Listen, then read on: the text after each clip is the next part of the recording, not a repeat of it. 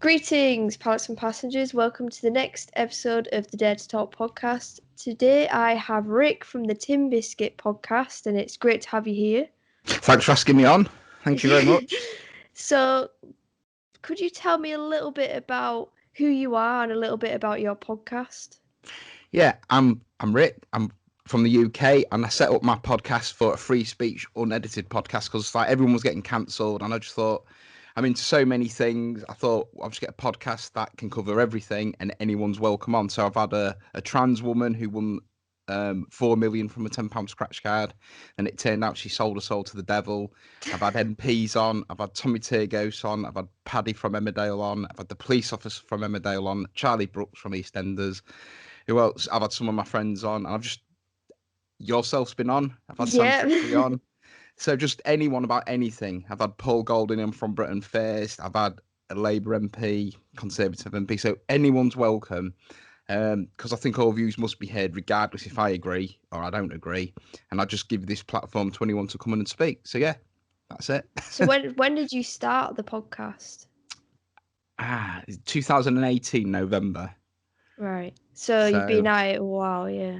About 2 years, yeah, but it's really slow going and hard going. Even though I advertise it as a free speech podcast, people often say, "Why did you give him a platform?" And I'm like, because he deserves. Because you need to hear everyone, yeah. It's unlike when people get cancelled or people get censored. It's not only you're taking away their choice for their freedom of speech and freedom of expression. You're talking about taking away other people's choices to hear that. So you're making the decision for them to hear it and for them to speak it. And that's not fair. And what's classed as hate speech anyway? Something that someone finds offensive. So it's very ambiguous. And it seems to me people who get butt hurt cry the most about things. So, and people say, well, how does it affect your life? Well, it affects people's lives because you can't say what you want to say without maybe getting, you could get arrested for saying the wrong thing about a trans person or a gay person or a race person. Oh, it's so ambiguous now what's classed as hate speech. And I think, I just think it's going to shit, really. I think it's like, you've really got to be careful, especially on Twitter. I mean, you yourself's been censored on YouTube, haven't you? Yeah. I had a few videos that have been taken down. One of which I did appeal, and it got put back up again because I was able to prove it was cool. All right. But have you found that you've come into any censorship issues or anything like that? Only on YouTube. When I had Stand Up X on, that got taken down, but someone flagged that.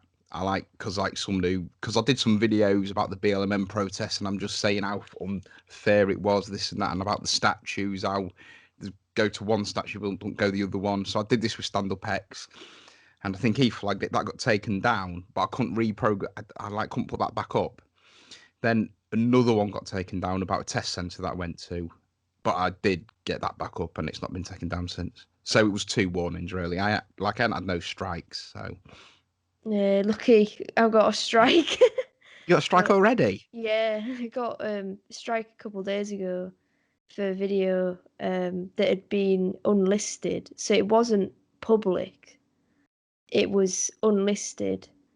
So no one could see it unless I sent them the link. But they still took it down. And then gave me a strike for it. But what video was it?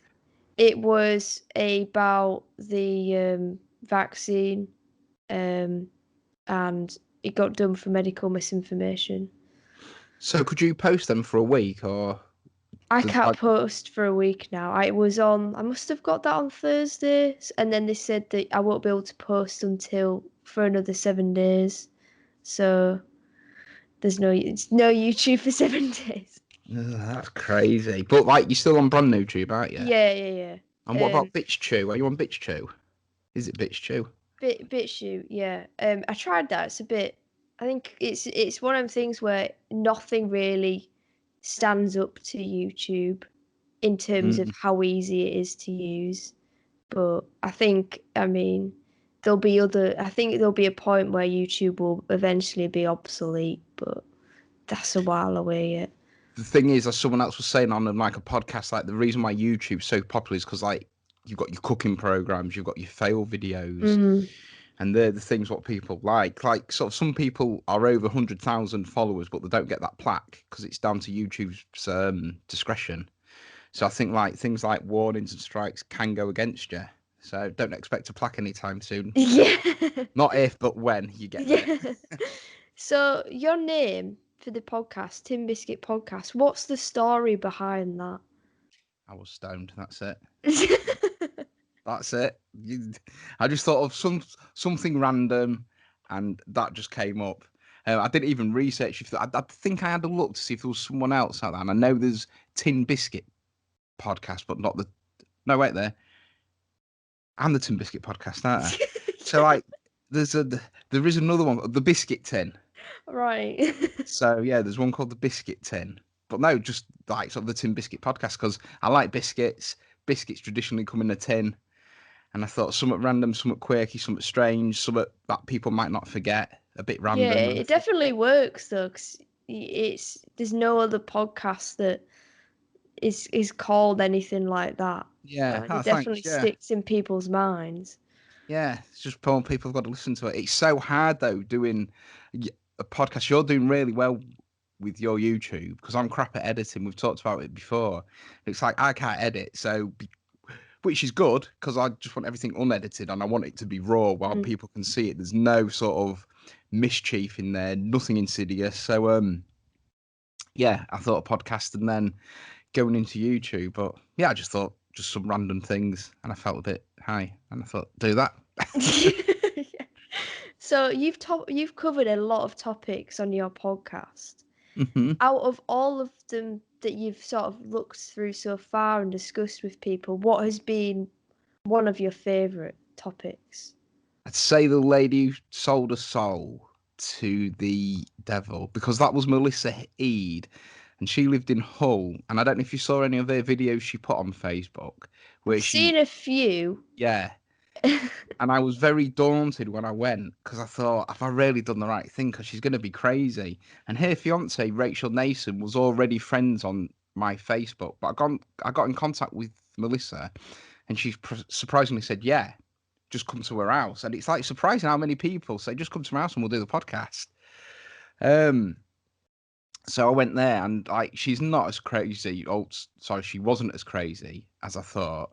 And I wanted to know about her, about how her personality just came together. And then we talked about the lottery win. And then from there, she said, oh, people say I've done this, I've done that and sold my soul. And I just thought it just was a quick thing that people say, just, off the tongue. But it transpired that she did actually do some sort of ceremony with a fiance to sell a soul or like trade something or do something. So she could win the lottery? Not necessarily that, but they were very coy at talking about it. They didn't really want to say out. But afterwards, she always said that I know I'm going to win the lottery. And then she went into a petrol station to pay a pack of fags because she was originally a taxi driver. And then this car just called out to her. She just said something, just said, I'm going to have to get this car. And sort of she got it, was in shock. Then it sort of went from there. But yeah, they were very coy. They weren't allowed to say much about this sort of ceremony. What did they say? What they could say or what they did say? What did they tell you? They said they did something in a circle. Nothing grows in this circle. Went back then. It was still burnt out, which obviously the circle would have been. And that's about it. I think they did a video or a film of it. I wasn't allowed to see it. And it was not like, because like I didn't intentionally know what was going on. And she said it in such a way where it was just in a passing conversation. It wasn't set up for me to grab onto and follow it up. So I had to do it into two parts because I want it all unedited. So at the end of part one, she just said, I'm going to have to stop because I need a poo. And that's literally what she said. I went, fair enough. And then we came back. And then she said, you don't want any Nutella, do you? And that's one of the first things she came back with. And then I said, I'm going to have to go back to this selling the soul to the devil story. And then it was from that. I mean, that was back in 2018. I think, yeah, back in 2018. So that was like one of the third ones I did. But apart from Paddy from Emmerdale was interesting because I'm really into horror films and he's a horror director. And he was just through the horror stuff on Facebook. I mean, I'm not on Facebook now. And I said, can we talk about you and your horror directing? And he invited me around for dinner. It is with his wife, because like she stars in his films. Who else has there been? I've had Caroline Farrow one. That was quite a good one. She apparently misgendered. Is it Susan Green's child on GMTV? So like that was quite interesting. I've had some people off Twitter that have said some stuff too. Said come and talk to my podcast. I say some. I've had one person, but yeah, definitely that Melissa Reed was the most interesting because it just showed her personality online wasn't what it was in real life. Because I was Yeah. really worried. Well, not worried, but I was really concerned. She's because like people go check out Melissa Reed and look at some of her videos, and she's crazy. She don't give a shit really about trans. So I talked about the trans issue, and she's one of them people where I said, "What do you say to people who sort of take the mick out of you?"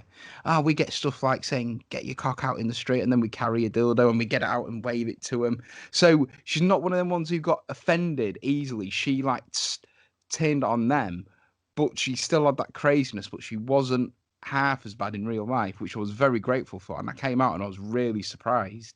Do you think she was creating like a personality to play up to online? So not for attention, but because that's what people saw her as. So she thought, well, I should live up to it.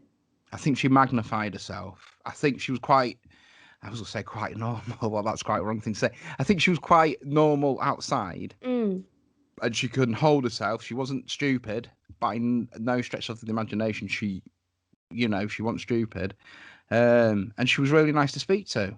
So I just think I think she had that craziness in her, but she magnified it to try and get herself out there because that's what she wanted to do. And that's what you'll find with most people online. I'm like sure these people who go at it on like, I don't know, can people remember Vine where you had 6 seconds, was it? Or something Yeah, it was like for a 7-second videos. Yeah. Yeah. Something like that. And like people have a different persona, but when you actually met her, she still had that sort of craziness, obviously, for going for a poo and doing the dildo thing and Nutella jokes and things like that. But she won because I thought she was going to be all up and like crazy and like dancing and like not taking it seriously or trying to. But no, she was bang on. So, which was really good. Cool. So on your YouTube channel, as you've mentioned, and I've seen the videos, you've covered Ouija boards and also debit boxes and more of delving into some of the paranormal and strange topics. So when you did them videos, what did you find? The To those debit watching who aren't aware. the debit box is a strange one because I saw that advertised because I thought it'd bring in some people to watch my YouTube channel, but for some reason it didn't at all. Well, it did because Coast to Coast put it on. What it was is it like supposedly was found in Boleskine House where Aleister Crowley used to live. And I knew nothing about Boleskine House when I bought this box. So I did research. Then I realised that he did a ceremony to like get his guardian angel and he had to summon 12 kings and dukes of hell. And then I genuinely thought, oh shit, what have I actually done? Because then the box came and then I've done videos on it, but it transpired that people said, well, it's probably not from Aleister Crowley's house because it was supposedly found in the study where his atrium was. I think it's atrium. Maybe that's the wrong way. Where like he did his ceremonies because he bought that house because it had to face to the north, and it was found under the floorboards. And there was a little gap in them, like the box. So I looked in the box, and it was a half shipped penny from 1958. So that gave me a timeline to work from. So I backtracked it. So it basically instantly rule out Aleister Crowley because it had AC carved in to the bottom of the box. To cut a long story short, it was like a voodoo doll with someone's hair taped to it with a picture of a demon that looks like, well, no, it is from Sinister. So that brought the date line to 2012, I think, to 2015, because that's when the film came out, to 2015, of where the first fire was. And then someone said to me on a podcast, have you ever thought it could have been placed there after the fire? Because the person who I bought it of, his friend, went there after the fire to not restore it, but to clear stuff out. So it could have been put there after the fire. But whatever it is, it's something that, because I think it's got something in Hebrew saying "be careful" or "watch out." He's got 2 coins, got a dried. No, it's not a daisy. It's either a daisy or a daffodil. It's a daisy, I think. And it's got the Star of David on, which in the Star of David, it dates back to King Solomon, and he wore a ring and he could control demons and spirits. The reason why I didn't think it was a fake, because it was quite elaborate to have that dating back. And also the AC could have been a tribute. So someone said maybe they tried to bind one of the demons back in the box, but then the drawing and the voodoo doll could have attached itself to them. They chopped the hair off to attach it to the doll. So it's just anything, but I bought that. So yeah, that was quite a long drawn out process. So do you think that maybe someone, because Aleister Crowley, he was involved with he was a Satanist, and he had a lot of followers. Do you think, especially his house being quite a focus for a lot of people who are Satanists or follow Aleister Crowley, going back, like you said, because they're such fans of him, if you want to say, do you think maybe someone could have gone back and placed that box there and had done some form of ritual or offering or something and had left it there? Well, the family who lived there at the time it was done, or the time it could have been done, was a Dutch family. The Highland Times and also the Inverness Courier did a bit on it, because I said to him, surely someone's got to know something about this box. And yes, it still could be a scam, but the guy's very adamant it wasn't. And I've kept all his messages, and he was quite freely and quite well-spoken. Not well-spoken, but quite actively speaking to me. I think I'm running a more aligned less. It's going to be the family who worked there, because it looks like it's girls' hair. I'm no hair expert, but if I had to bet my life on it, I'd say it's girls' hair. And they did have a daughter. It might be a horror fan, someone who's good at hair. It could be someone who's into witchcraft but doesn't know all that much. It could have been they knew about the Abraham ritual, I think I've pronounced that right, that he did. Because apparently he did leave the 12 dupes of hell and demons there. One of them was Baal as well, and Baal is written on the bit of paper. Then people kept coming to me, well, the wax looks too new, the paper looks too new. I never knew there was so many paper and wax experts out there. And I took this box to a second-hand shop, and they give a date. It could be a holy box from the Holy Land, but a cheap box, because it could be laburnum wood, because on the back it looks like it's stained, so it might have been placed facing out, so the sun came on and it had a window. So the sun was staining it. What else is there? So yeah, I'm going more to the line. Someone might have gone there, did some sort of ritual and put it there when it was burnt down. Because like someone did contact me and said, look, you can't really tell the age of things from wax and paper, because like they work with it, and like they said, it all depends on the circumstances, where it's been shown, where it's been stored, stored, and things like that. So because it was like apparently found under floorboards, because someone said that might be a witch bottle, but it turned out it wasn't. So you mentioned the Ouija board. Nothing happened there, because I was interested in seeing if it would work. I mean, I have done them, and I have read about the Ida motor response. I think we've had a conversation about this, haven't we? Yeah. And Michael Faraday did an experiment to disprove table tipping. So then I wanted to link the Ouija board experiment with the Poltergeist Effect, because the Poltergeist Effect comes, parapsychologists, the general consensus believes it comes from the person within. And one of the dangers of working with stuff like the Ouija board, pendulum, and table tipping is unlocking the subconscious, which is linked to the same old story. If you do a Ouija board, a door opened, the glass shot off. You hear it so many times. It's like that urban legend where it shot off, and that's basically like a poltergeist effect, which is telekinesis, which is one of the things that the subconscious can do. To cut a long story short, and that's one of the dangers. It could unlock your subconscious. So I did that, but nothing. Like again, nothing happened, which I was sort of grateful for, to be fair, because like I've done it, but once the move, it's such a strange experience to feel it, to move. And I know you've got your own different views, and other people will have. Yeah. But once you start looking into it, it's like a lot of things do sort of happen, and it's like, could it be more or less the people themselves that are maybe producing some sort of effects? Because people have got to be aware, paranormal doesn't mean ghosts. It's just like outside of science. Yeah. Supernatural's ghost. If paranormal is a UFO, is a strange noise maybe that you can't explain, but it doesn't mean it's a ghost.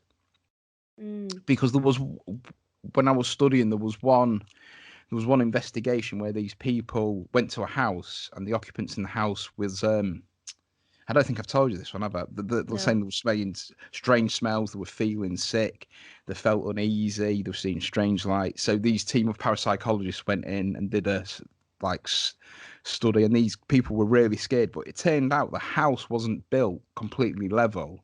So when they looked out the window, it gave the sort of unconscious effect of being seasick, which accounted for that. The strange smell was they lived not too far from a landfill site, which accounted for the strange sort of eggy smell. And the electrics weren't done properly, which accounted for the strange lights, because that enacted with the gas coming from the basically it was just the house that Jack built, and like sort of it wasn't built right, and all this combined with not proper safety standards at this landfill pit created this scenario where they thought it was a ghost, and it wasn't. But that just really opened my eyes, thinking that's mad, that's completely crazy how something like that. But then the more you look into it, the more, but you've got to think of the psychological aspect, I just said that, of the people in the house, how scared they'd be. So if you've got a paranormal event, which doesn't mean it's a ghostly event, we'll just get that straight again. If there's a paranormal event occurring, combined with a normal environmental effect of the wind pipes, because like things shrink when it's cold, things expand when it's heat. So you can hear concrete sometimes cracking if it's not mixed properly, wood cracking, your pipes turning on and off. All that combined with your psychological state, it's going to be quite scary. So that's why I used to say to people, keep a diary of things. A pencil, a pen's never going to run out. Just don't be heavy-handed with a pencil and snap the lead. Write down the date, the time, what the weather's like outside, and then you've got to build up. If you've got 3 months and it's coming out maybe every Tuesday at 8:30, you can say, well, that's going to be an environmental effect, or there's something that's not this. And you just get a better idea. And I used to ask questions, used to go meet them and do things like that. But yeah, sorry, I went off track there. No, it's all very interesting. Sorry, so Carl. have you ever experienced anything that you can't explain? When I was younger, I had strange happenings. Apparently, when I woke up at night, my mum couldn't calm me down. I said she had snakes in her hair. I was waving to people that weren't there. Recorders was out because it was 1980s, so I've got an older brother, and when me, my brother and my dad were singing, but when I sort of sung, a deep voice came over my voice, and there was no one else there, and that was on tape. So the advent of digital, you get a lot more problems with digital. Orbs only really came out and stuff like that came out when it's digital, but this was interesting because it was tape, and I can't find the tape. We moved house.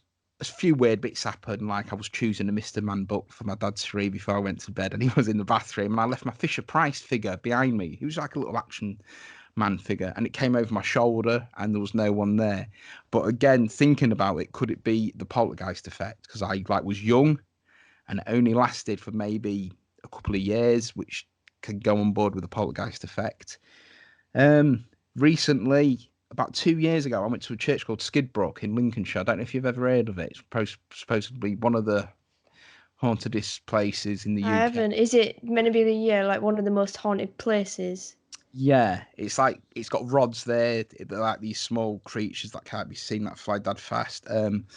Strange lights have been seen. Thunder's been heard when it's been perfectly normal weather. A horned beast's been seen stalking the graveyard. So if anything, if you believed, it could be some sort of portal maybe, because there's a lot of devil worshipping that went there. I was walking around the grounds with my friend, and I said, what would you do? Because I just said it off because like I just like scaring ourselves because it's just what you do. And it was in daytime. So what would you do if you walked around and you saw someone hanging from the tree? And then she said, I think I'd call the police. And then with that, I felt like a really itchy burn on like my right inside of my forearm, and then 3 scratches appeared. And I tried to think logically. I thought, right, what can it be? I tried to itch myself with my keys, and I did it so I could try and create the effect on my like left arm, but I couldn't do it. Everything that could scratch me would have been on the left side, like trees and that. So that just appeared. It felt like a really sort of burny thing. Then there was 3 scratches. So what is that? Did that make you think that that could be something, or?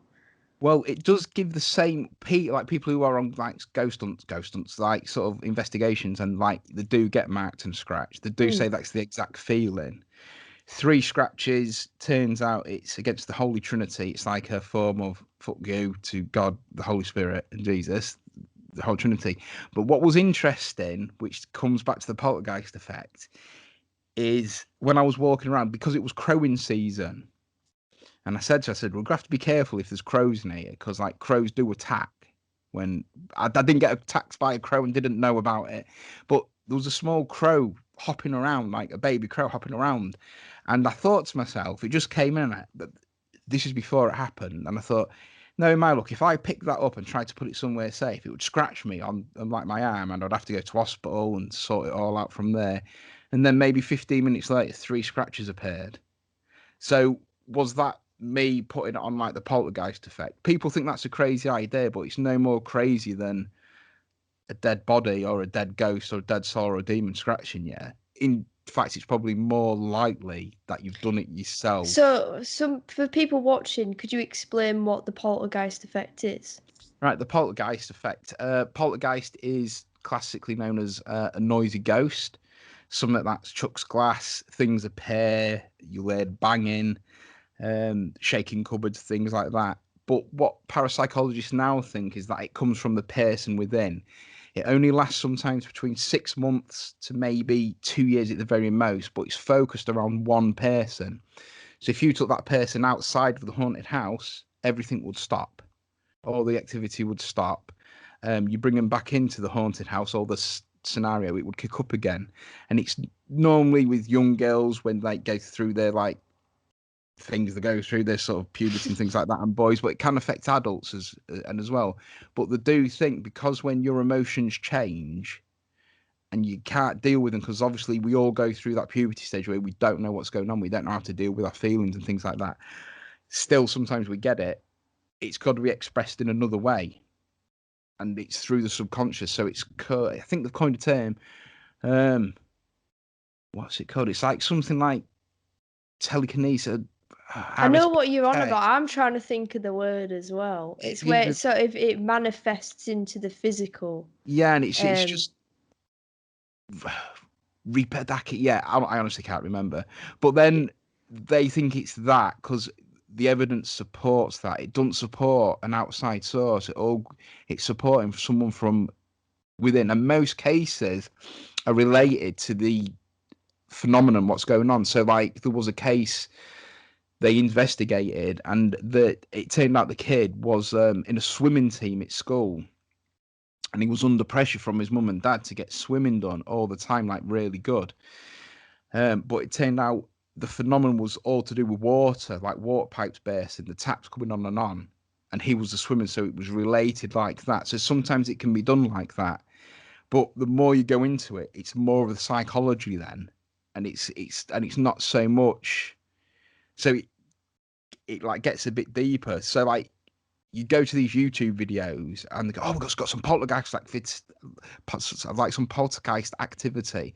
And it's like, well, you haven't done a base thing on like the place. You haven't done a base sort of test to see what goes on there, what like anything it like could be. Because like you're in a dark place with just a torch and it's freaky as, and you know, any little sound you're going to say that you're going to say if something moves, you don't know the currents of wind in there. You don't know anything what's going on. You've got something called infrasound. I'm not sure. Have you ever heard of infrasound? Is it sound beyond what you can hear? It's NASA did an experiment, and if a fan rotates or oscillates at a circle cycle per second, Right. it can vibrate your eyeball, and it can Oh. make and it can make you feel uneasy. So, like, NASA did an experiment with like a guy. I think it was NASA. I'm hoping it was NASA. I'm sure it was NASA. Anyway, these scientists did an experiment in like the lab, and he turned the fan on, or he turned his generator thing on, and it began to spin. And he said he had a really uneasy feeling, like he was being watched in there.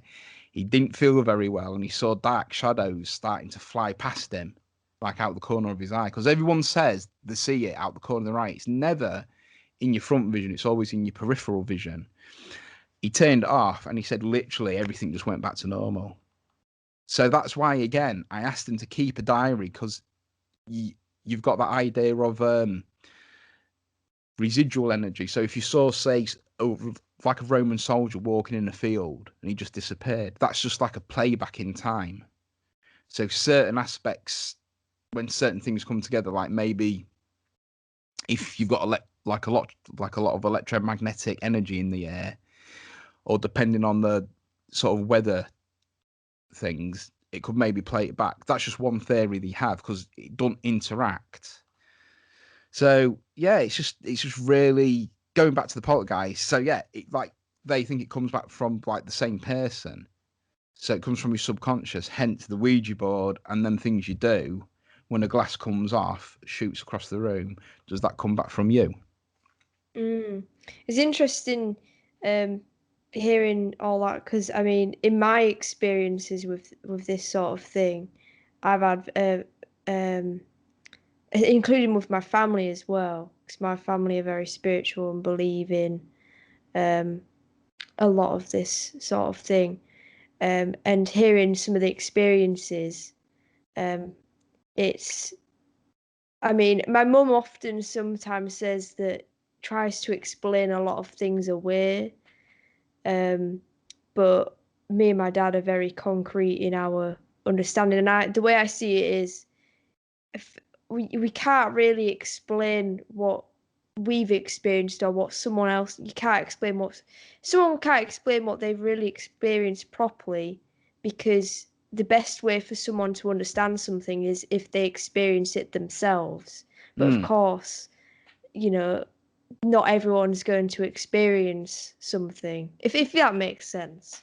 Yeah, and I mean, I used to go and meet people, and when I was investigating paranormal people, just not randomly meet people, but I like used to talk to them to get a sense of what they're Mm. like, and then go back and ask a questionnaire, like 42 questions, then go back with the answers and see where they want to go. It's no good just going in there, like sort of, even though I do believe there's something there, I think something's got to be happening for so many people to be experiencing it from the dawn of time to like now. In so many religions and cultures, people are experiencing something that's going on. What do you think that thing is? I think sometimes it's them Mm. reading into too many things, like sort of pipes and things like that, and not understanding. I think some people are just too believable, like sort of thinking, well, I've not heard that sound before. I think it could be environmental issues, and that's why I asked them to do a diary, and they've never done it. They just write it on the phone.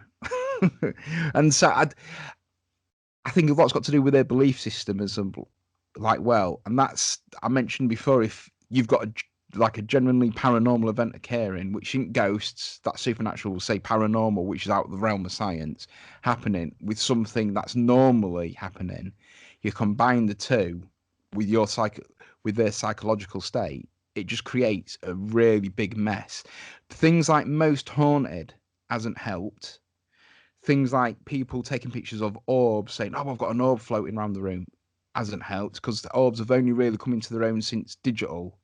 It was like, come on. And there's loads of things that can go wrong with digital. The film process is a lot easier to know if there's something up with the film, or through the development process, or if it was done through lighting. With like digital, it's a bit more harder. So things like Most Haunted hasn't helped. If they're into horror films, hasn't helped. What's their psychological state? Are they on a medication?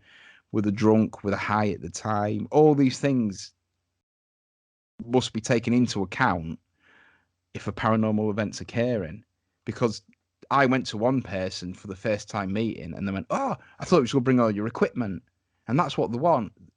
They want you to say they've got something, because that's just this like, and like they're not prepared to believe it's not something like, well, it could be this. No, I don't think it is. And it's like, well, you've got a ghost then. Oh no, what am I going to do? And it's like, well, I've just told you it might not be.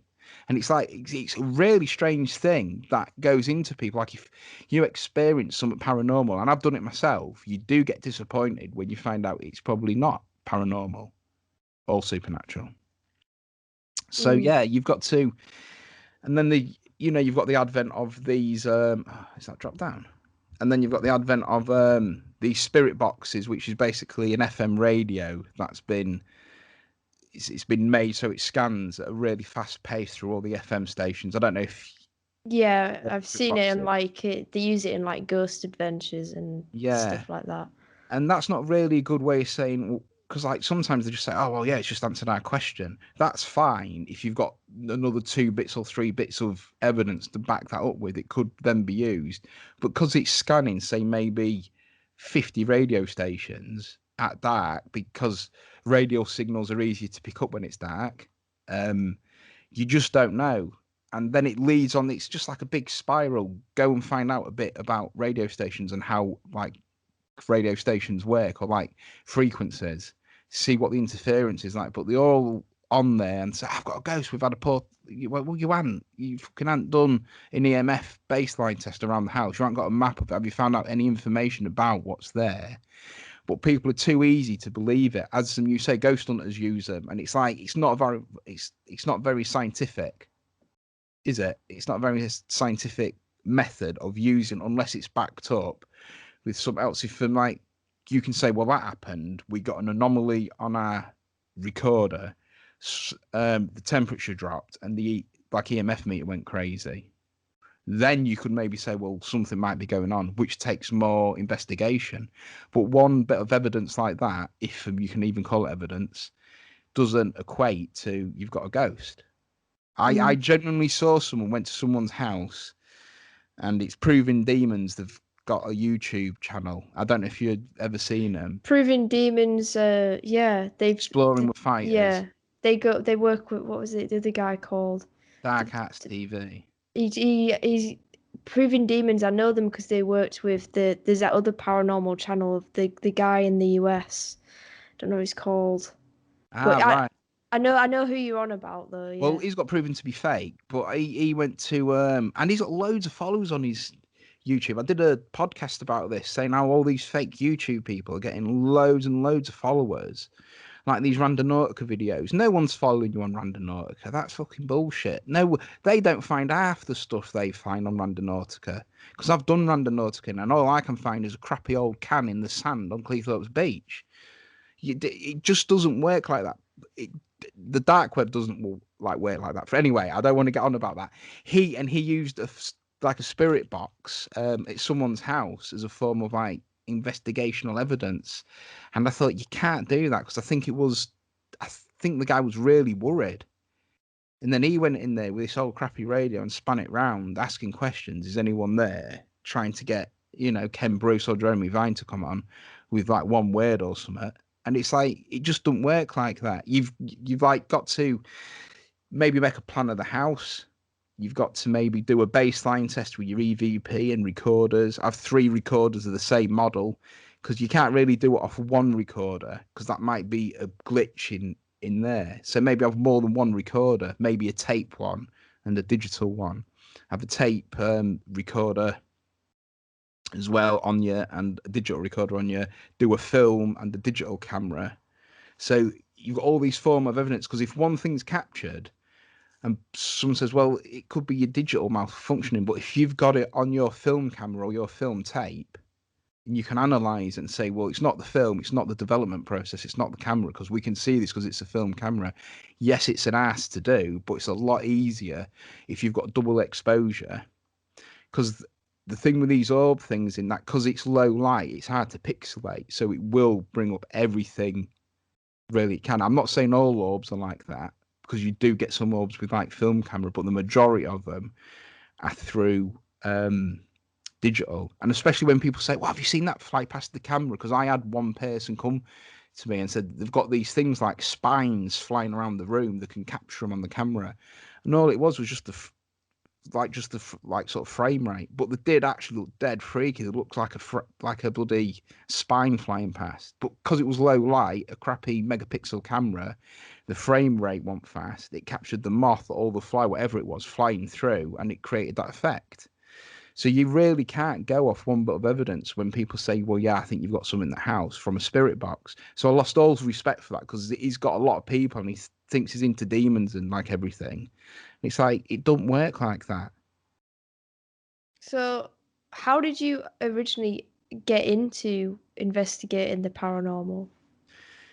Just through them experiences I had, and just because I think I'm weird in general, I like was attracted to that sort of thing. Oh, someone's had a ghost. It's always interesting, isn't it? Yeah. What? So, secondary school, I think I got really in sort of to it because we had to do a speech in English lesson once, and I did mine on ghosts. And then when I got a bit old, I thought I'm going to do some investigating, and then formed a little team. Did a few experiments. I didn't really want to use a psychic because I wanted to go from a science-based approach. And psychics are a different thing. That's just a different thing completely. But I didn't want to take my own views into the investigation. I wanted to go objectively, and I sort of left my stuff outside, and I try to look at it from an outside source because it's always better. Hence, if like you've got a problem, it's always good to speak to someone because they can see it from a different angle, and that's what I try to do. But it's such hard work. It's like we did one investigation, and I don't think one investigation really constitutes saying what's there. You've got to do it over a space of months, maybe, or weeks, depending on what the situation is. So yeah, from like sort of secondary school, I was always into it, always reading 14 Times, UFO magazine, Nexus. Then Most Haunted came along, started watching that, and I thought, well, if they can do it, I can drive. I know a bit about it now. I've sort of read books on people, like I meant just on an off thing, and Houdini tried to find out if there was life after death. I think he spent 48 years doing it. He did a book called Magician Among the Spirits, and there's nothing that he could find that he couldn't replicate himself through mediums and psychics, and that's a really interesting read. So I just started my own team. I did have a psychic there, but didn't use them on any investigations per se. But one incident did happen that was interesting. We did a Ouija board. I asked 5 people to write 5 questions down on a bit of paper, put them in an envelope, sellotape it up, put in another envelope and sellotape it up. I didn't know them. We put them on the Ouija board. They didn't know them either, and they weren't really connected with them people at all, just through me. And that was no connection. They've never met them. So we put the questions on the Ouija board, asked the questions, did an EVP, and I think I used a tri-field meter, which is like an analog EMF meter, which is a lot better again than these K2s. I've got a K2, but it's all digital. Things can go wrong with things like that. It all came out mumbo jumbo except for one, and it spelled out causeway, but it missed the E out. And one of the questions was, what's the 8th wonder of the world? And obviously the Giant's Causeway. Now, that's maybe strenuous link or tenuous link itself to get Giant's Causeway from Causeway with the E missing. But the person that was using the board not recently just lost her dad, and not surprisingly, her dad appeared on the board, which was no surprise to me. But herself was interesting because she might have been a bit psychic, a bit clairvoyant, because she said she was down Freeman Street once waiting for her partner at the time. She looked down to do something, looked back up, and everything went back to the 1970s. And then she sort of blinked and it turned back again. So it was some sort of time slip. And she saw things, smelt things, and things like that. So it was no great surprise that she might have picked up on that question, and being in the heightened state that she was, being the Ouija board and her dad passing maybe that year or the year before, was no surprise that she could have picked up on that information, a bit like psychometry, where you can touch an item and read things off it. It could have transposed, because obviously if the Ouija board uses your subconscious, it's all, but it's all the evidence supports that it came from her again, and she read it. It wasn't from the board. It was from maybe her picking up the information on the envelope, touching the board. So that's the only thing that happened on the Ouija board that I've ever experienced. The rest of the time is mumbo jumbo. The one case, a really good book on the Ouija board is called A Ouija by a guy called Stoke Hunter. And he speaks about how Michael Faraday disproved, not completely disproved, but he said he did this experiment with table tipping, where a group of people were doing the table tipping. Table tipping is where you put your hands around the table, ask it questions, and it shoots around. He said, what we'll do is we'll put straws on top of the table, then a plate of glass on top of the thing. And he said, if the table moves, it's the spirits. If the glass moves, it's yourselves doing it subconsciously. Every participant agreed. And lo and behold, the glass just moved. The table didn't move. But after that happened, they couldn't replicate the normal table movement they did before. So they lost the ability to do that, because then they knew what they was doing. Another one with the Ouija board was where it started speaking in French, and no one knew French there. But it turned out one of the participants was a cleaner for a businessman in this complex in his house, and he did a lot of business with them, like France, so he could speak a bit of French. So she subconsciously picked up on that, and it came out on the Ouija board. And then that can relate to, is like everything we see in hair, is that stored in our like conscious? Have we got a collective consciousness? Could that be one of the reasons for deja vu? So when you start to look into that, you start to think, because this is exactly how I thought. I think, I've got to look more into this. It's like, this could not disprove, but this could discredit a lot of things that happen, and it makes a lot more sense. It comes from the person than an outside source. But then you get the often haunted house, and like you say, maybe you have got something. It might not be a ghost, but something weird's going on. You said about the time slip there. What do you think about time slips then? Because I've heard similar things of people where they've sort of seen the past. I'm pretty sure my mum's had an experience where it was either my mum or my dad had seen in a pub. They'd gone, and there was a man who was like in really old, stuff, walking along, and then he'd just vanished. But it was like everything had gone back to old sort of times. So yeah, what are your thoughts on time slips? I mean, if it was one person, that could have been just a playback in time, sort of residual energy. But with time slips, 100%, I can't see no reason why, because it could just be a dimensional sort of crossover. So time slips, yeah. I mean, there's been loads of reports of people just walking in the countryside and sort of see a milkmaid coming towards them, and they just look at each other dead weird. And like, people just think, oh, that's just fancy dress. But yeah, I can't see why, if the weather's right, if it's like you're in tune with certain frequencies and things like that, something like that could not happen, because it's like just like maybe dimensional crossover. And I think like sort of things like that can happen. And again, if that happens, maybe try and remember as much information as you can to it. But yeah, 100%. And that's pretty cool. Your dad and mum experienced that. I wouldn't have experienced a time slip, but no, my luck, I'd get kept in it. It's stuck there and never come back. And it'd probably be the worst time slip ever, like medieval times, and I'd be burning at the stake, and it'd be horrible. But no, yeah, I can't see why that couldn't happen at all. That is more plausible than a ghost, I think, in sort of my mind. But then a ghost, you could say, could a ghost be a dimensional time slip? But I mean, yeah, I mean, I've seen stuff that I just can't explain.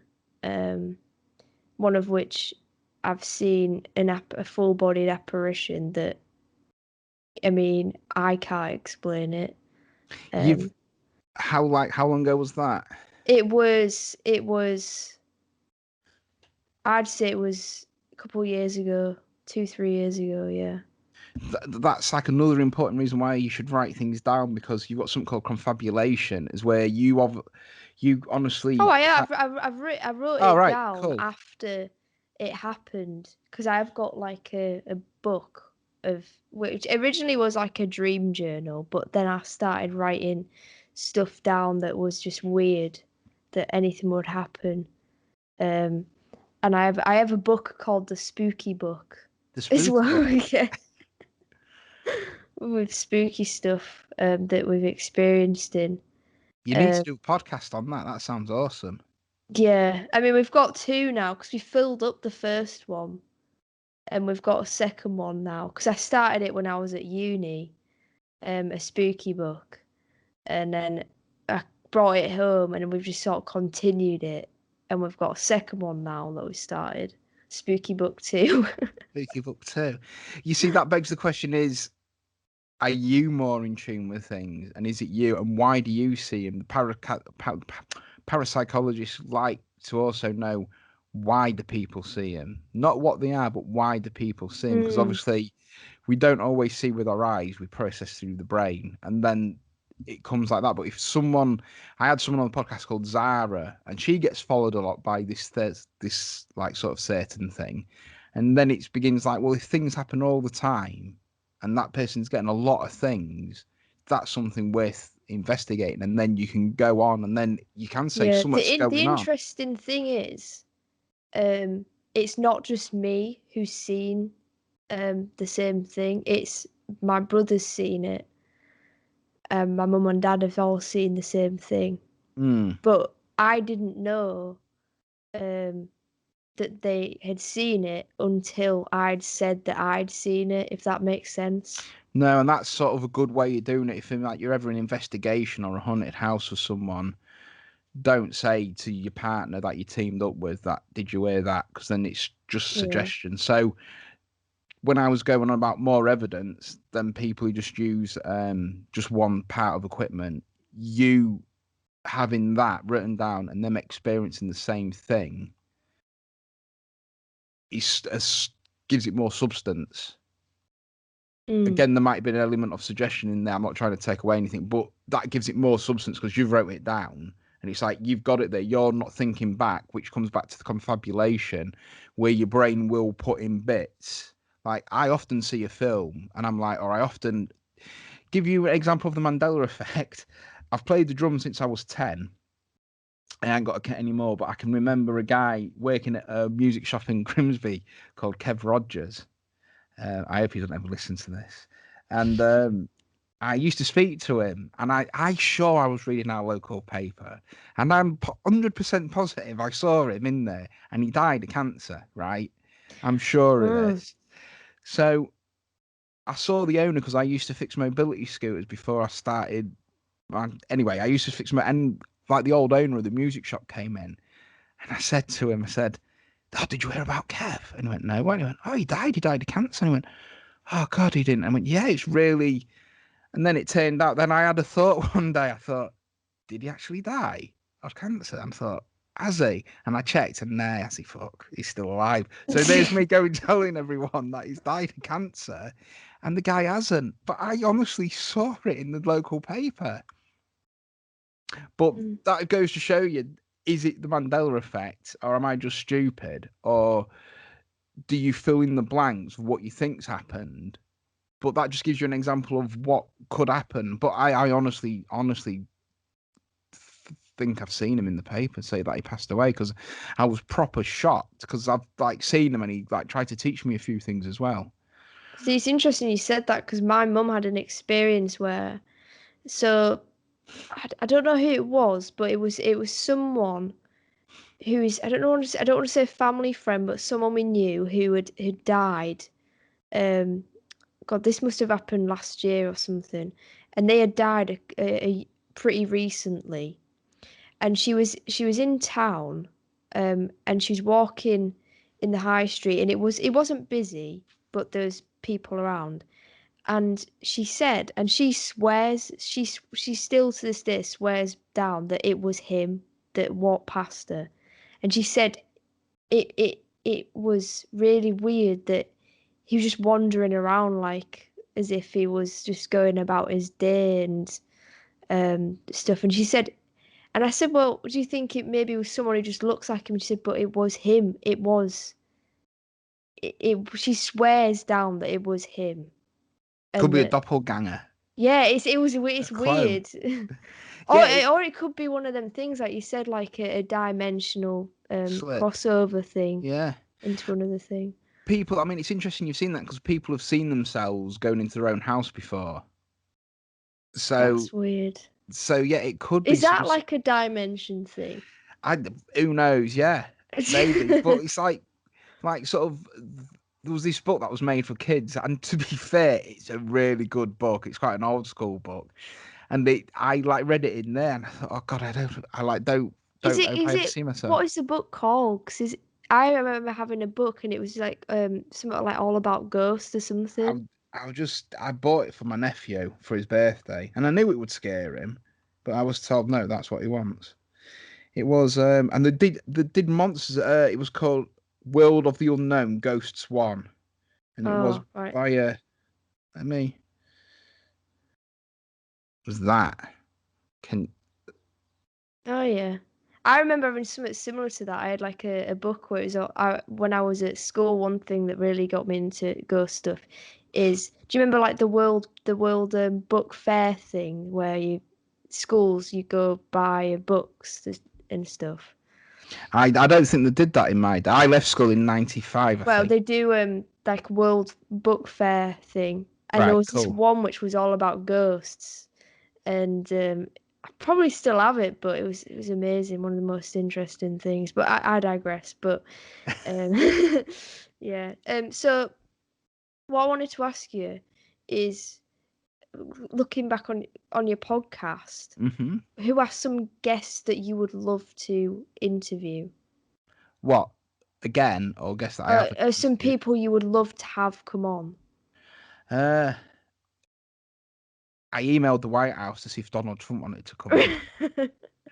And then about 2 weeks after, one of the downloads was from Washington DC. Anyone like Vladimir Putin would be cool to have on. I'd love to have him on. I'd love to have Donald Trump on. Just like I don't know, you've like said that now. You're not the only person to say that, and I think Donald Trump would be quite interesting to have on because he's quite an interesting character. He's like that old sort of racist grandpa sort of thing. That sort of don't care what he says, but he might not mean anything by what he says, and he's misinterpreted. Yeah, Boris Johnson would be cool to have on. Anyone from the cabinet would be cool to have on. To be fair, like sort of this, some maybe maybe a biologist, someone who's into viruses, especially in this day and age, would be cool to have on. Anyone really, anyone's welcome on. Anyone, but someone like that would be cool because like it's just you can hear it from the horse's mouth Mm. and that. But normally people like that, Paul Golding was quite a good one to have on because he was easy to work with because he's like into do with the media. Not my cup of tea per se, but I wanted him on. But no, that's a good question. I'd say Donald Trump, maybe. Yeah. Or Joe Rogan. Joe Rogan would be a good one. I mean, I've stopped listening to him now because I sort of think he's a sellout, but he'd probably be a good one to have on because he's got all this money and he could easily build a platform for other people to come. He just sold out to like Spotify and they still took some of his stuff down. Alex Jones would be good to have on. Alex Jones would be ace to have on. What about David, yourself? No, sorry, go on. what I was going to say, what about like David Icke or? I have messaged him and he ain't got back to me. David Icke would be good, but I don't know if I'd know enough of stuff about stuff to ask him stuff. I suppose with like someone like that, you can just ask questions and he would do it for you. Yeah. His son would be interesting to have on. Piers Corbyn would be good to have on. I But think. go What on. was you going to say? Sorry. I was going to ask you who would you like to have on if it give Oh the well, choice? I don't know. I mean, Trump is obviously that would be interesting. Um, I think. Um, I don't really know. There's so many people I could go with, and I think one of them, like you, I like horror movies, so maybe someone who's done something with horror. Like the guy who played Chucky in Child's Play. He would Oh, be the dwarf interesting. guy, yeah. Um, I think he's called Alex. But Alex, I really don't know. There's just so many. I think I'd rather have. I think that this is the thing is I think getting people on or just anyone on is more interesting than particular people yeah. because I think um a lot like celebrities. And I wouldn't really want to say celebrities because it's just people, but just like anyone because I think some people have some really interesting stories and Julian experiences. Julian Assange would be a good one. Yeah. I did send him a letter, but then I read that you've got to do it and put his cell number on and everything, and it obviously didn't get through to him. But saying that, I asked Charles Bronson to come on my podcast, and he sent me. Have I still got it anywhere? He sent me a postcard back. All right, yeah, it's here. So I had a dominatrix on, and she's from Hull, and she had someone just digressing, but she's got a customer. It's not from me. He's from Grimsby, but she's got a customer that she ties to a chair and force feeds him dog shit. That was quite a good podcast. So she's literally got someone who she ties to a chair, and his fetish is eating dog shit where she feeds it to him. And I Oh. said to him, I said to her, does he swallow it? Because I could sort of get my head around if it was little pellets. And he said, and she went, oh no, he chews it, and he swallows it. It's like once a month. And I'm like, really? She went, yeah, proper gross. But she used to work in a prison, and she knew Charles Bronson when he was in Hull. I don't know. I like you were aware of Charles Bronson. So I got out. He's in. Is it Falkland? Falkland. I can't remember what prison it is, and I can't even pronounce it anyway. But I wrote him a letter saying I'd pay for your phone call, this, that, and the other. Would you come on my podcast? And he sent me a postcard. Wow. And he did a little thing, and I'll read what he says. Let me just get some light into the situation. He said, Rick, you're having a bubble. You must be. Shake your nut. Do yourself a favour. Don't get involved with things you don't know. And he signed it, and that was the 16th of the 1st, 2019. Salvador 1314 HMP Falkland. So I was going to send him one back saying, you what, mate? But, so probably get released and come and snap my head off my shoulders. But yeah, that's because like people like that, I'd like to come on. Anyone like that. Tommy Robinson, I've tried to get him on. I'd like Tommy Robinson on, to be fair. Not that I'm a massive supporter. Not that I'm a massive supporter, but I think he's an interesting guy, and he's not stupid by any stretch of the imagination. Just that he's like book. He like used he had an apprenticeship with like an aerospace or some sort of dead good in like sort of engineering company when he was younger. So he's like not thick. His views might be skew with on some things, but that's his views. Who's to say? But he'd be interesting to have on because I think people like that are interesting to have on. But yeah, someone like Charles Bronson would like be called. Maybe Ted Kaczynski would be good. The like Unabomber.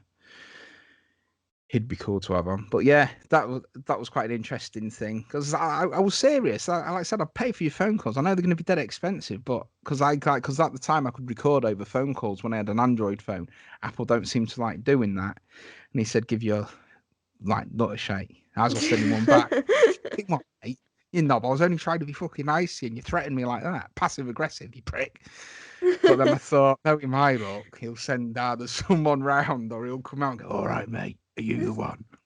Even though he's about 70, you just pop my head. So I just thought that's probably one of the coolest things to come off the podcast. Yeah. So Yeah. So wrapping things up, what are your future plans for your podcast? Do you have it? I'm doing a new thing with strange news articles from around the world. I did one and I called it the chicken fucker because it was this guy from the UK who like had sex with 15 chickens and killed them, but said sorry to him afterwards. I've seen that I've seen that was shared on a paedophile hunting thing I follow on Facebook. Yeah. That this farmer was finding all of the chickens dead, Mm. wasn't he? And it turns out he'd gone in and was, yeah. But like he used to have sex with his dog as like well, and he had things with his donkeys in a horse in 1999. I did want one of the paedophile hunter groups on my podcast because I don't really agree in I don't agree in how they go about it, not filming it live. Because like if they got the wrong person, and I just think they go about it the wrong way, they should just give the information to the police, not like because I think it's a bit virtual signaling to look at us, and no one's going to argue with them because of the subject matter.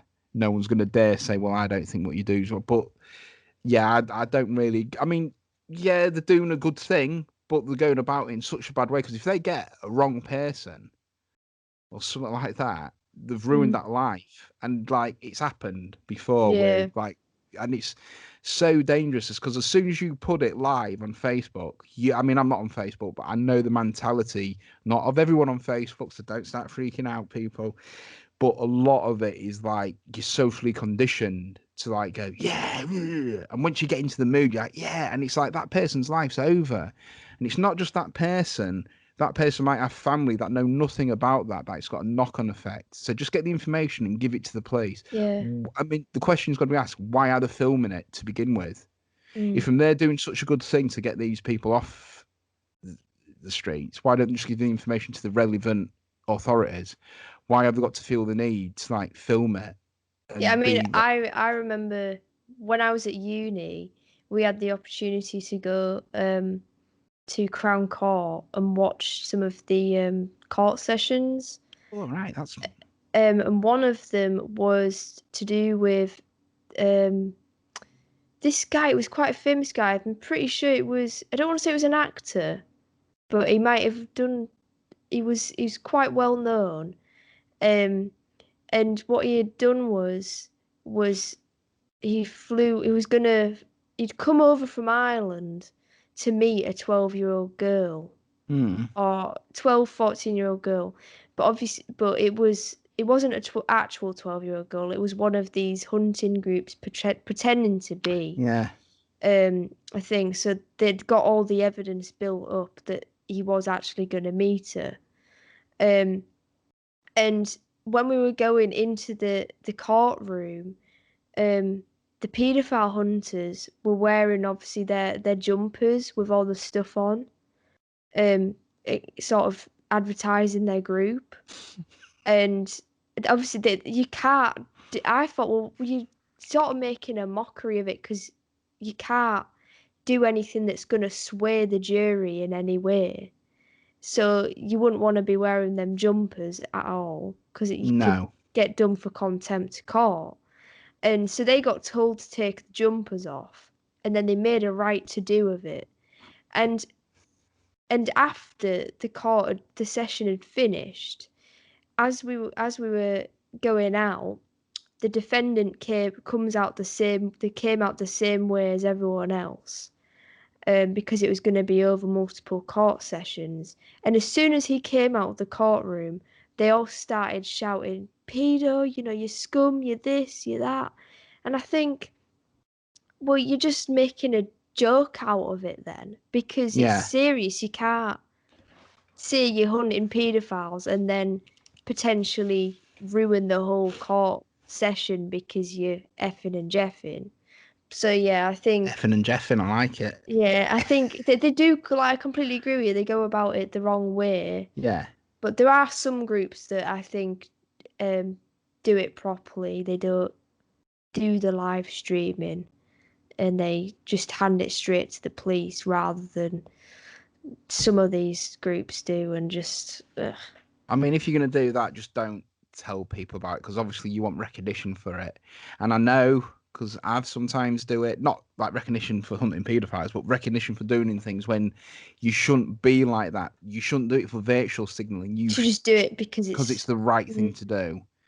Not advertise the facts like you've done this, you've done that. It's like, what you doing? I mean, look at yourself. Look at it. If like people just think and stop for a minute, what they're doing is maybe a good thing. Or like, no, it is a good thing, but the way they're going about it is maybe a good thing. But I think it's completely and utterly wrong because just look at it. It's a facade. It's like, just tell the police and say, look, we've got him. Here's all the evidence. They're going to meet us. And if they send a PCSO out because they don't do much, or send an officer out because they don't do much now, I don't think, and tackle real crime.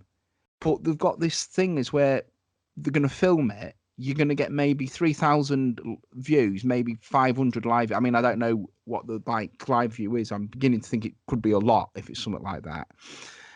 And then all these people are watching it. Then they're going to find out who he is. They're going to dox him. They're going to find out who the brother is, who the mum is, the dad is, the workplaces his friends are. And it's like a massive, massive thing. It's like not just going to ruin people's lives because you've got to remember he's not meeting a girl. He thinks he is, but it's I don't want to say too much because people will probably think I'm weird, but I think they do it in such a wrong way. And I think if you get enough evidence and go and present it to the police and say this is what's happening, they'll say that's fine. But then again, some of them might push for it. I mean, I don't know how it works because like I'm not like that. Do like groups purposely push for things like that?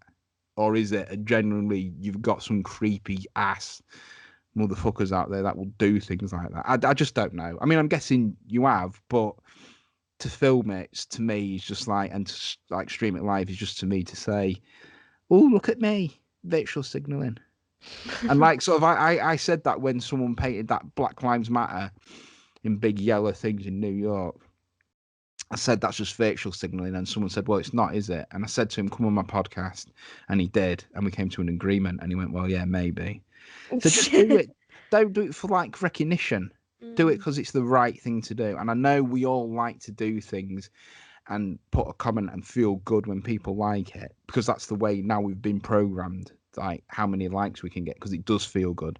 But do it for the right reason. Don't do it for public recognition, because that takes it out of it. That's like, that says, what he says to me about these paedophile hunting gangs is like, they're not really interested in doing what they're doing. They're interested in them as, look at me, look at what I'm doing. Be like Batman, a secret identity. Yeah. And like, don't tell anyone about it. Don't even tell anyone you do what you do. Sit in there, do it secretly, get all your evidence, give it to the police. And then you've done something right. You still get that recognition, you still get that warm feeling, oh, look at me, but you also get to know that you've done a good thing and you're not ruining innocent lives that are connected with that scum in the process. Because his mum, his dad, his brother, his sister, his cousins, his friends might not know anything about that. Because I personally know someone who I used to hang around with that the one didn't get by a paedophile gang, but they did have stuff on the computer, and the person wants someone who I had time for. He literally, I'd say, it was literally, to me, he was a nice guy, and his brother that was sound and that, and I had time for him, which I don't really have time for like people, because I've got a bit of autism, that I'm ADD, and if I don't find something interesting, I just sort of click off. And I sort of, my mind wanders, and then halfway through the conversation, I'm like, what? But I literally had time for him. Then I read it in the paper and went, fucking hell. like that off Facebook and things like that. And yeah, it's such a weird scenario, but that gives it, if like people, because you will get the people that will go through his friends list and say, oh, did you know your friend, you're a nonce love, and things like that. And it's like, yeah, I literally didn't know anything about it until I read it in the paper. So, and no, I don't speak to him no more. I hadn't seen him. I hadn't seen him for like maybe 6 years now, five years. But that just goes to show that stuff happens. Yeah, exactly. So you just don't know. You don't know. I mean, I had a customer that I used to work on his mobility scooter. Same thing happened. He got put away for like past thing. So I think there is a lot more out there than people think there is, and you never know. But it just goes to show you can't really do that because people will dox people, and like it does happen. I hope I've explained that all right, and people don't Yeah, think no, I'm no, some, I like lover, completely agree like, that I think because I'm it's not. no, I think it's one of them things where you you can't you don't know what goes on in people's lives, No, and you can't rush to make judgments, but also you can't. I don't want to say let your guard down, but in a way, you just have to realize that you really don't know who some people are, no, and but that goes for everything. it's like I spoke to my best friend about it, and we often said, "What happens if like this would happen?" And he went, "I just couldn't be seen with that person." And like that's what it is, because like not only that, you've got the connotation of that then of guilty by association. Do you see? Do you see what I mean? So if they stream it live and they see that I speak to that person a lot, I'm just saying me for an example, which I don't. I'm not on Facebook, and I never have done. Making that clear, but I would get associated guilty by association, and I'd be a nonce lover or a pedo lover, and it'd be like, well, I'm not because I didn't know anything about it, but because they've done that, but because I found out the way I did, it's like I think it's better. It's weird because like if you go against it, the majority of the people will say, so you're like paedophiles, and it's like, well, no, that's not what I'm saying. I'm saying is they shouldn't be filming it live. Street, and plus it's a gross thing to do. It's just like, where's your integrity and where's your self-respect? Because like they get dead angry. It's making a mockery of everything. As like you said yourself, it's making a mockery of the whole process. And it's like you're not the police. You're doing it to say, look at me. They've got maybe two lads there, a girl, and she's like squeaking her part, and the guys. Some of them are quite good. So I did see one, and they went about it quite sort of good, to be fair, non-aggressive or like sort of things like that. And I was quite impressed with that. But yet, they shouldn't have done that like that. Or the other way you're doing it is to maybe film it, give the evidence to the police, and then release it after the arrest or after he's been done and say, this is what we did. This is what we do. We do it behind the scenes. We don't do it so we get recognition for it. We do it because it's the right thing to do. And we're releasing it after they've been convicted. That would probably be the best thing to do. That's something I'd be down with, but not doing it as they're doing it. I think it's utterly and totally wrong. Yeah, I completely agree. I So yeah, think it just puts I mean it risks in some cases sort of the evidence hasn't been accepted because of the live streaming and what they're they already did. guilty. So yeah. And it's been proven that someone went to firebomb someone's house. I can't remember, was it Grimsby that it happened? Or was it somewhere else? And like they got the wrong house. And God. it's like what happens if that person lived with their wife, yeah, and they had kids and they didn't know about it? And it does happen. And then they firebomb the house and the wife and the kids get done and they knew nothing about it. It was a nice guy. Everyone thought he was a nice guy. Obviously, he wasn't that nice, but then it comes into question. It just comes into question, and well, you just murdered three innocent people. Because what happens if he still had the parents there? What happens if it was his own business and he had someone where there's a lot of things associated with it? I think it's a dangerous precursor, is like that word, pre sort of cursor to like sort of do it. I just think you should pass the information on, then release it after everything's come out in the papers and say, well, Definitely. no, this is what's actually happened. Because if you have it unedited and all the information and released on social media, we all know how the press works, you especially, from doing your journalistic course. You say there's no manipulation, there's no discrediting. This is what's happened, and this is how it went down, and this is what happened, and that will put everything to rest. But no, they're out there blitzing everything, making everyone's. It's gross. It's just really gross way of doing it. Yeah, I mean I completely agree with you. So how can people find you, by the way? Just how so people know where to find you on social media and your podcast. My social media. my podcast is different to my my podcast is different to my audio stuff. I try to do different things, but I'm on Instagram, and that's the tin underscore. No, it's the underscore tin underscore biscuit underscore pod underscore cast. That was a gobble, wasn't it? It's a weird way of doing it, but it's the only thing I sort of could do. So it's the Tin Biscuit Podcast, but it's all split under underscores. YouTube, the Tin Biscuit Podcast. Audio, the Tin Biscuit Podcast. It's on Spotify. It's on Podbean. For some reason, Apple and Podbean hasn't picked them all up from Podbean. Apple and Spotify, should say. So I am re-releasing some, like my first one, and I have re-released the like Devil one where she sold a soul. But Spotify, Apple, Podbean, just Google the Tin Biscuit Podcast and everything should come up. Yeah.